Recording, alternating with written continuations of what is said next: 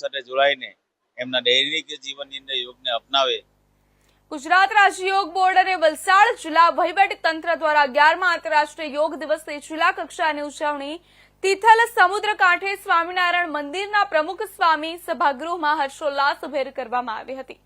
યોગ બોર્ડના દક્ષિણ ગુજરાતના ઝોન કોર્ડિનેટર પ્રીતિબેન પાંડેએ મંચ સંચાલન કરી મોટી સંખ્યામાં ઉપસ્થિત જનમેદનીને 45 મિનિટના કોમન યોગ પ્રોટોકોલમાં પ્રાર્થના, યોગાસન, પ્રાણાયામ, ધ્યાન અને સંકલ્પ લેવડાવી યોગનો મહિમા વર્ણવ્યો હતો।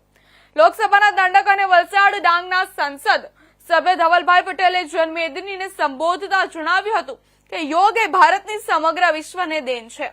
યોગથી ભારતે દુનિયામાં ખ્યાતિ મેળવી છે। યોગ મનને શાંત અને પ્રફુલ્લિત કરવાની સાથે આપણા સ્વાસ્થ્યને પણ તંદુરસ્ત રાખે છે। આપણા યશસ્વી વડાપ્રધાન નરેન્દ્રભાઈ મોદીએ યોગને ભારતની સંસ્કૃતિ અને શક્તિ તરીકે વિશ્વભરમાં ઉજાગર કરી છે। તેઓ દિવસ રાત દેશ માટે સતત ઉર્જા સાથે કાર્ય કરતા રહે છે। તેમની આ ઉર્જાનો સ્ત્રોત યોગ છે।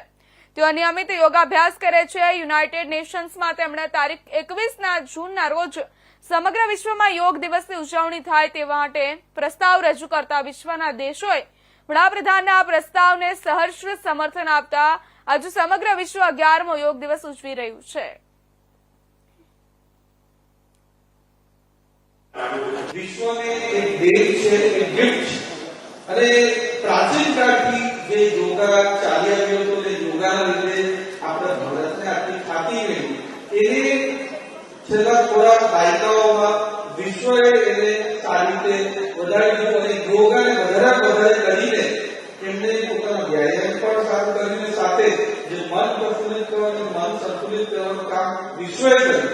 અને એવું પણ બન્યું હતું કે યુએસ અમેરિકાના લોકો યોગા એટલું કરવા લાગ્યા કે યોગાની ઉપર પેટન્ટ પણ લગાવવાની એમને પૂરેપૂરી ભાગીદારી, પૂરેપૂરી તૈયારી કરી હતી। જ્યારે આપણા દેશના પ્રધાનમંત્રી નરેન્દ્ર મોદી સાહેબ 2014માં પ્રધાનમંત્રી બન્યા અને તમે જે જાણો છો કે નરેન્દ્ર મોદી સાહેબ હંમેશા યોગ પ્રિય રહ્યા છે। યોગા એમને સૌથી વધારે કર્યા છે, યોગાની પ્રેક્ટિસ કરી છે। યોગાના લીધે નરેન્દ્ર મોદી સાહેબ હંમેશા કહી છે કે આટલી ઉર્જા નરેન્દ્ર મોદી સાહેબમાં છે, આટલું કામ દેશના માટે કરી રહ્યા છે। આજે વિશ્વ યોગ દિવસ નિમિત્તે હિંમતનગર પોલીસ પરેડ ગ્રાઉન્ડ ખાતે અન્ન પુરવઠા પ્રધાનની અધ્યક્ષતામાં યોગ દિવસની ઉજવણી કરાઈ હતી।